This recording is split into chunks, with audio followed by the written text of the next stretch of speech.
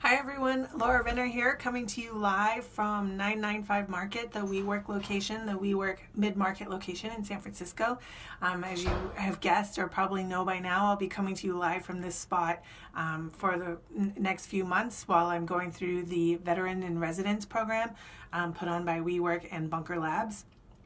And today we are learning about customer interviews to make sure that you truly understand the problem that your customers have and coming up with appropriate solutions for those problems. And you know, on the one hand, it seems kind of like, oh, that's obvious. But on the other hand, it's really mind-blowing because we don't do this. We don't test our assumptions. We don't really test our hypotheses.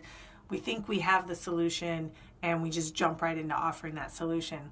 And in fact, one of the presenters talked about, especially as veterans, right? When military people, we're trained to take action, to just put forth the solution and get it done. And as an entrepreneur, that may not be the right response to get traction in your business. And so it's been really mind-blowing. Really, I'm excited to implement some of that into our business to ensure that we are developing appropriate solutions for our customers for the problems that they have. And so the example that really stuck with me this morning was they showed an example back in like the 70s and 80s of the jet skis. And Kawasaki asked, what can we do to improve the jet ski? And as a result, back then the jet ski, there was no seat. It was just like an open space that people would kind of kneel into. And so then they just added more padding to that open space. And then Sea-Doo asked, what problem do you have with your jet ski? And I guess one of the major responses was that it kind of hurt their knees and their feet.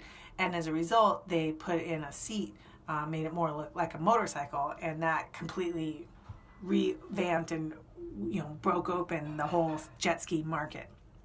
And so that was pretty mind-blowing to me. Like, instead of asking, like, I don't know if this is the exact takeaway, but what can we do to improve? More like, what problem are you having around this area or something like that? And then based on that, we can come up with solutions. And so I'm excited to try that out in our business.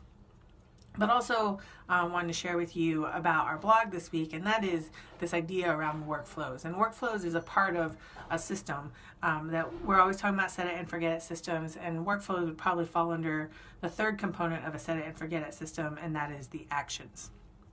And so this came up a few months ago because I was talking with a business owner about how he organizes his workflows, and I realized that he did it differently from me.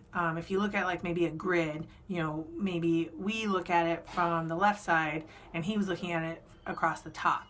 And so just is the same type of workflow, but just organized differently. And that really was fascinating to me because it really depends on how you operate and how you approach your business and what works best for you. And so it occurred to me, there are multiple ways of doing things. Of course, I knew that, but you get reminded and it gets shown to you in different ways. And that was certainly something that stuck with me. And so we put that into a blog format and shared that with you. You can see the link in the summary section about, in our case, it makes sense for us to organize workflows by client. In his case, it made sense to organize workflows differently. And so we give an example in the blog, and I'm sure there are many, even more than two ways. There are tons of ways to organize workflows, but just gives you an idea that if you're out trying to figure out ways to organize your business and organize the actions that you take within your set it and forget it systems, just think through. There are multiple ways to address it, and maybe your way isn't the best way either, so you want to look at other ways to do it. So there's all different types of ways to do it. There's no right way, there's no wrong way. Just think through what is the best way that works with your brain, specifically. And then if you have a team, what works best with your team. That's it for today. Check out that blog and we will see you again next week. All right, take care. Bye.